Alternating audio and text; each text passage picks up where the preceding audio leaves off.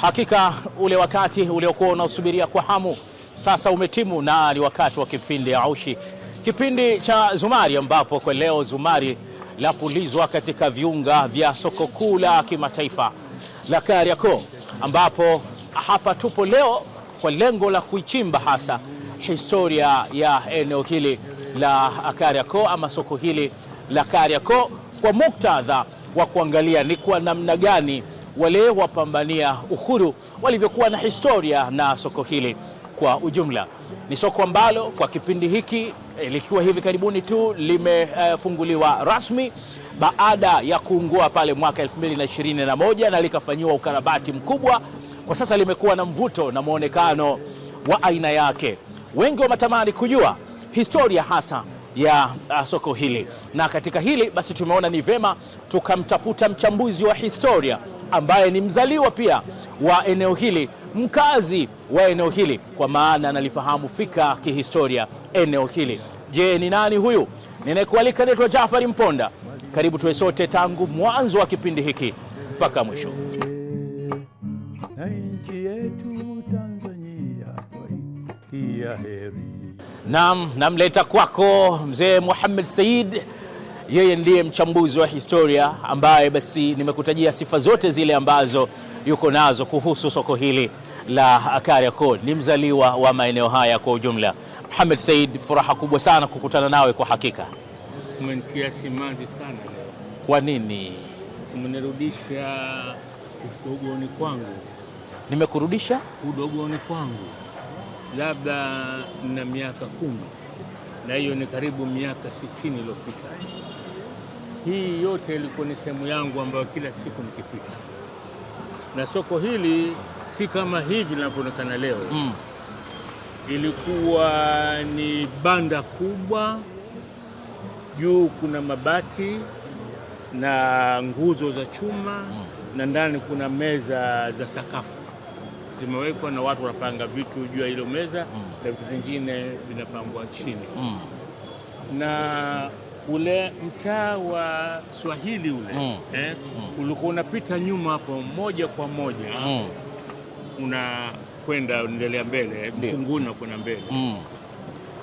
Leo nimekuja hapa na nadhani sababu ni kwa sababu wakati Mama Rais Mama Samia alipofungua soko hili, siku ya pili mimi nikafanya video fupi ya kama dakika 10, nikauliza hivi kweli historia hii ya soko hili na harakati za kupigania uhuru wa Tanganyika zikiongozwa na baba taifa Mwalimu Julius Kambarage Nyerere zitakufa hivi hivi, watu wasijue kama hii ilikuwa moja ya ngome kubwa sana dhidi ya wakoloni? Nadhani wewe ukaiona hiyo. Ndio ukanipigia simu na kuniuliza kwa nini tusiende Kariakoo, ukatueleza vizuri nini kilipitika mahali. Sawa sawa, na hilo ndilo kubwa. Leo tunataka tufahamu nini kilipitika mahali hapa. Lakini kabla ya kuanza kujua nini kilipitika mahali hapa, huyu Muhammad Said yeye ana uhusiano gani na maeneo haya ama eneo hili la sokoni kwa ujumla? Nikwambia kitu kimoja. Hapo napokunyoshia kidole hapo, si mbali sana hapo, huo ni mtaa wa Mafia. Bibi yangu Bi Asha binti Farijala alikuwa na nyumba pale, na jirani yake alikuwa Sheikh Hussein Juma, katika wanasiasa wa mwanzo wa kupigania uhuru wa Tanganyika. Yeye alikuwa upande wa UTP, chama cha wazungu, alikuwa makamu wa rais. Ndio hapa huu mtaa huu mtaa wa Nyamwezi pale mbele na ng'ombe akikaa mamangu mkubwa Bi Mwanaisha, na mimi nikija mara kwa mara pale. Nyuma yake mtaa wa Swahili kulikuwa na bibi yangu Bi Debora. Yeye alikuwa na nyumba 3 hapa jirani. Nyumba moja Swahili na mpaka leo ipo, lakini sasa nyumba kama ilikuwa imebadilishwa, imekuwa go down. Sasa hivi wanapangisha watu au wafanya biashara. Umekuwa mji wa kibiashara huu. Mji wa kibiashara. Naam. Alafu mtaa wa mbele sikukuu, bibi yangu alikuwa na nyumba nyingine 2.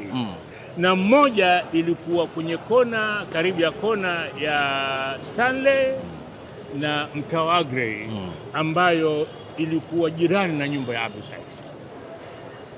Ndio. Na hapo kwenye kona hiyo ambayo sasa hivi imekuwa kona, kwa sababu mtaa wa Swahili unakusha pale na jengo la soko limejengwa pale. Pale ndio ilipokuwepo ofisi ya Market Master Abdul Sykes. Na watu wengi wa soko hili, ndio wafanya biashara na watu wa kawaida, walimjua Mwalimu Nyerere pale kwenye ofisi ya Abdul Sykes. Okay. Kwa sababu Mwalimu alikuwa akitoka Pugu anakuja na basi linaitwa Mijigo. Majigo. Ile basi lilikuwa la Muhindi, na ile Majigo imekuja vipi? Ndio. Kwa mtu akiingiza mzigo ndani ya basi asema Majigo juu. Kwamba mizigo juu. Kaitwa Majigo.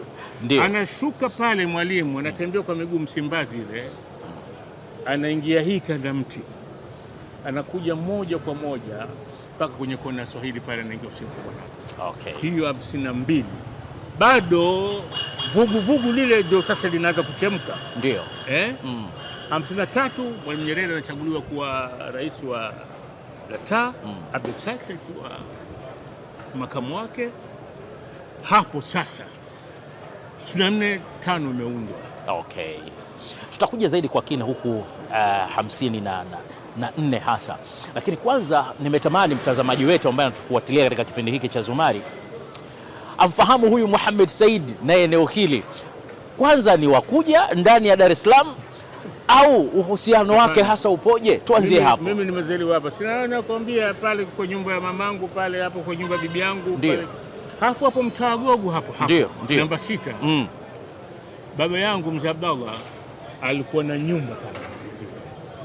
Kwa hiyo nikija kucheza pale hapa ni kama kutembea. Tukija kuokota mabua sisi haya. Mabua ambayo wanabebea kuku. Ndio. Yale mabua tunachukua kwa nayo mtaani pale, tunayafunga, tunafanya kama ndio mali pa kufanya high jump. Naam. Siku zile barabara mchanga mtupu tu, wala mtu haumii. Naam.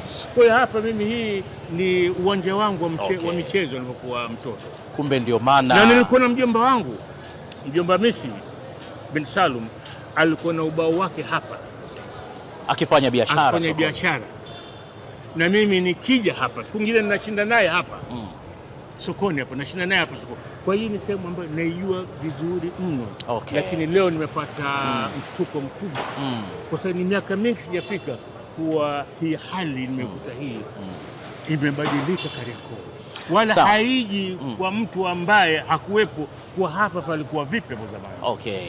Kwa ndio maana mwanzo ukasema umenipa simanzi.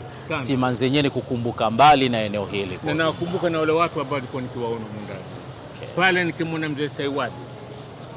Hapa namwona mjomba wangu. Hapa nikimwona Ayubu, alikuwa mpenzi mkubwa wa Sandalendi. Yeye alikuwa na biashara yake hapo. Watu wengi. Kule mbele kulikuwa na babu yangu Sharif Muhammad. Yeye mbele ofisa Market Master ile Abdul Sykes. Mbele alikuwa na mabanda yake akiuza njiwa. Na baanza kuniuza nani?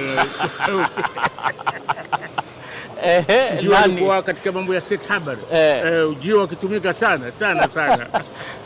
Utatugusia kuhusu njiwa na zama hizo za Kariakoo ya mwanzo kabisa. Naam, ni Mohamed Said, mchambuzi wa historia katika soko hili la Kariakoo hapa. Tumeisikia leo historia yake kwamba yeye ni mtoto eneo hili la Kariakoo, kwa maana kwamba amezaliwa hapa. Historia ya wazee wake walikuwa na makazi hapa, kwa maana kwamba wamejenga katika maeneo ya karibu na soko hili la Kariakoo hapa. Endelea kuongozana nasi kuyafahamu mengi kuhusu historia ya soko hili. Naam, sasa chanzo cha jina lenyewe Kariakoo ni wapi ama lilianzaje? Hapa palikuwa walijenga Ujerumani ili soko. Hilo ndilo hadithi, lakini mpaka kufikia vita vikuu vya kwanza Ujerumani wameshindwa, wakaja Waingereza. Hapa ilikuwa sehemu ya kuchukulia wapagazi, wabeba mizigo. Kwa Waingereza wakapaita hapa Carrier Corps. Sasa Waswahili hawawezi kusema Carrier Corps. Wakasema Kariakoo. Na ikakamata Kariakoo mpaka leo. Sawa. Kariakoo. Hao wapagazi kihistoria inaonyesha walikuwa wanabeba mizigo hapa kupeleka wapi?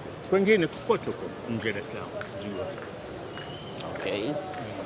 Sawa, ambapo kwa upande wa Dar es Salaam hili ndio lilikuwa eneo pekee. Kumbuka hiyo ni 1914 ndio vita vya kwanza naanza. Hakuna usafiri ambao kama tunaona leo. Kwa hiyo usafiri wote ulikuwa ni mizigo kubebwa na watu vichwani. Sawa. Twende moja kwa moja sasa kufahamu ni kwa namna gani soko hili la Kariakoo aliyekuwa pia ni miongoni mwa kitovu cha uasisi wa masuala ya siasa. Hapa kuna historia kubwa sana ya Mwalimu Julius Kambarage Nyerere. Pale nilipokuambia utapaona baadaye pale. Ilipokuwa ofisi ya Market Master, wakati wa Abdul Said ndio Market Master. Okay. Mwalimu Nyerere kama nilivyokueleza alikuwa anakuja hapa kumfuata Abdul Said. Na Abdu alikuwa na watu wawili chini yake katika wafanyakazi wa soko hili. Soko hili lilikuwa chini ya Dar es Salaam Municipal Council. Kwa chini ya na likisimamiwa na Town Clerk. Town Clerk labda unaweza kusema kwa sasa hivi kama vile unaweza kusema kwa director. Sasa hapa kulikuwa na Sharifu Abdalla Omari Atas. Yeye alikuwa ni mkusanyaji ushuru wa nafaka, na kulikuwa na Mchuma Kiate, yeye alikuwa dalali wa samaki hapa. Watu hawa wawili walikuwa watu maarufu katika mji wa Dar es Salaam. Abdu ndiye alikuwa Market Master. Mwalimu Nyerere alikuja kujuana na hawa watu wawili hapa sokoni Kariakoo.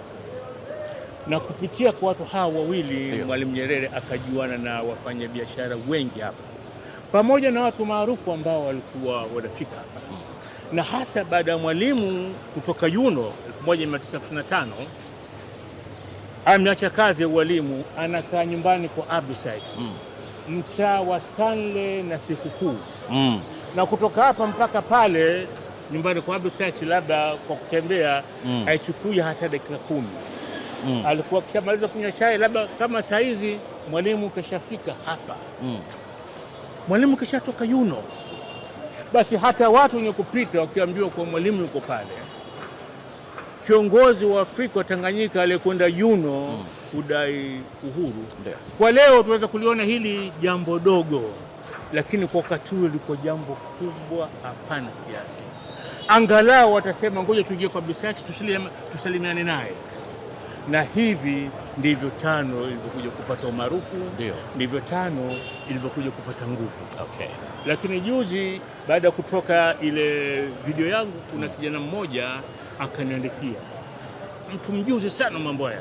Akaniambia, kaka, kuna kitu wewe umesahau. Si tu walikuwa wanakuja kutizama, na wale wafanyabiashara walikuwa wanakuja hapa samaki na nafaka na nini, wale ndio walikuwa wachangiaji wa kwanza wa chama cha TANU. Wale wanapewa stakabadhi na Mchuma Kiate na Sharifu Abdalla Tasi. Hapo anamwambia, bwana, sisi tuna chama hapa, tuna mchango. Mwalimu Julius Nyerere siku zile ukimta mheshimiwa na kwenda Yuno kudai uhuru, tunataka mchango wako. Wanatoa pesa na chakani. Na akanambia, na wale huko wanakokwenda sio kama watabakia kimya, wataambia wengine, jamani, mnajua kinachofanyika Dar es Salaam? Kuna chama cha siasa tunadai nchi, tuwe wamoja jamani, tunge mkono, tuwe watu wamoja. Sasa pale historia hii basi ife hivi tu, watu sijue hivi tu, ishe tu hivi tu, wasijue kama pale ilikuwa ni mmoja ya ngome ya chama cha TANU. Kwa pale ndio walikuwa wakikaa pale. Wanaweka mipango yao. Hapa amekaa Busai, hapa amekaa Mwalimu Nyerere, hapa amekaa Mshume, hapa amekaa Sharifu Abdalla Tasi, hapa amekaa Sharifu Mbaya Mtu. Hawa ndio walikuwa wazee maarufu. Hapa amekaa Jumbe Tambaza. Hawa ndio walikuwa wazee maarufu wa Dar es Salaam. Na hii ilikuwa kama sehemu yao moja ya kutania.